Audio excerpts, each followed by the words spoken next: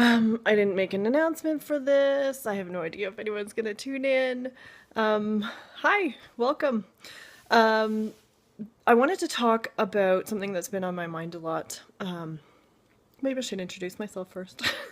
I'm Lindsay Murdoch. I am a coach for sensitive women.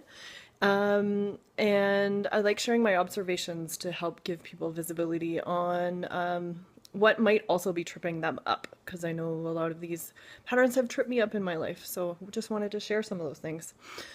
Um, so this has been on my mind quite a bit. How taking responsibility for other people's feelings makes messes in our relationships and makes messes in how we relate to people, and limits us and limits our ability to relate to the other people, because then the thing that we're trying to take responsibility for kind of gets stuck in the middle, and we have to relate over and through and around that instead of actually relating to the other person. It's been really up for me recently because I just spent a week on vacation with my family, my mom and my dad, my brother and my sister, which was nice, lovely in a lot of respects, but also gave me a lot of reminders of the patterns that have run in our family. Thanks for the hearts. Maybe you're tapping the screen because you relate too. So yeah, when we have this habit of relating to other people by taking responsibility for their feelings, one of the ways that we make a mess there is we assume that the other person's going to do it back for us. So we enter into these relationships assuming that the other person is also going to take responsibility for our feelings.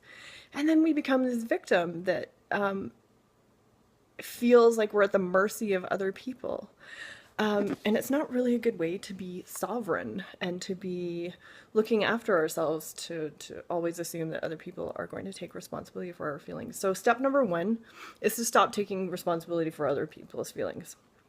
And I wanted to give you just a bit of a visual metaphor for this, because visual metaphors are something that really help me get a grip on what a pattern is. It helps me see it and lock onto it, and it actually helps a lot of the people that I share them with as well.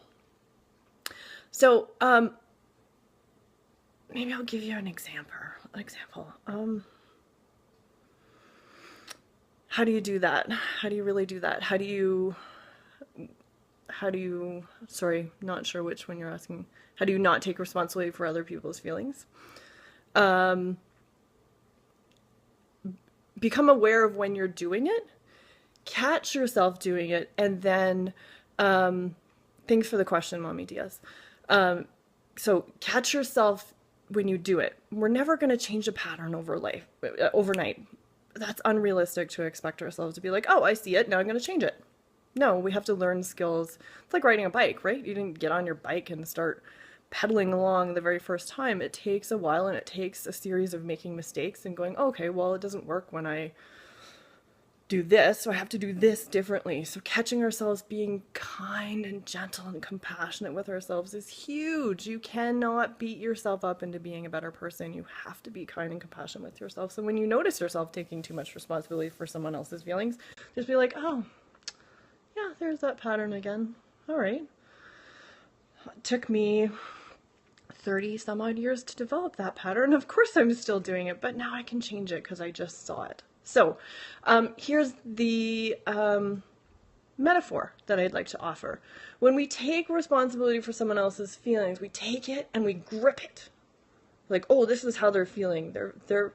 They're disappointed in me, and we hold on to it, and it almost makes like an impression. You know, if you were to hold, like, say, I don't know, it's sort of a dumb example, but a cookie cutter in your hand really, really hard, you gripped it, it would leave an impression in you. And then even if you let it go, you would still have that impression left in you. Whereas if we're holding someone else's feelings very lightly, because it's not really ours, it's not ours to grip, that's their feeling, it belongs to them. We can hold it very lightly in our hand. And this takes tons and tons of practice. So please don't expect yourself, if this is a new idea to you, to grasp it and master it overnight. It takes a lot of practice, and it takes a lot of being kind and gentle. Holding it very lightly. Oh, okay, I will give you an example because examples really are helpful. It's a silly example, but I'll give it nonetheless. We shared meal preparing responsibilities while we were on vacation. We were staying at a cottage, so each of us took a few dinners. My mom planned, I often give examples of my mom, not necessarily to hold her out as like she's the worst person on earth, but just because she's a great example. I've seen her examples over and over again in my life. And as I disentangle my own patterns and make them a little bit different than hers, I can get really good visibility. She wanted to make a certain dish for dinner. And one of the ingredients was not one of my husband's favorites. And instead of just being like, oh, okay, well, this is what I've chosen to make. He's a big boy. If he doesn't like it, he can either pick out the parts he doesn't like and not eat them, or he can not eat it at all, and he can make himself a peanut butter sandwich, or he can look after himself because he's in his 30s. My mom she made the dinner anyways, but then sort of dished up, tried to take out as much of the ingredient that he didn't like as possible, and like the whole thing ended up being really half-assed and weird because she was trying to take responsibility for the fact that he didn't like this one ingredient instead of just letting it go, being like, and sometimes it does take flipping it. That's another really great tool, is to flip it, to be like, okay, well, if someone was serving me a meal and one of the ingredients was not my favorite, would I expect them to go out of their way and try to accommodate me, or would I just expect them to serve it to all the other 7 people at the table and serve me one too and let me take care of myself? And if I'm still hungry, I can go make myself a peanut butter sandwich. And if you ask most people, they would probably say yes, that's how they feel about it from their end. And so when we realize, oh, hey, I could take care of myself if it were flipped, then it's often easier to let go of the way we try to take responsibility for someone else. So that's my little example for today. I have a few other notes jotted down, different ways that we engage with this habit, and I plan on doing a few more scopes. So if you found this helpful, it was a little rambly, I know, and a little bit all over the place. I'm still getting used to this, but if you found this helpful, feel free to subscribe. Thanks. Glad you found it helpful. Feel free to subscribe, and I'll be doing some more on this subject later on. And if you're listening via the replay and you liked it, subscribe as well, and you can leave extra hearts via the replay as well. And I forget which way it is that you swipe to share it with others, if you think that some of these perspectives might be helpful for someone else you know. I'm Lindsay Murdoch. My website, still under construction, is lindsaymurdoch.com.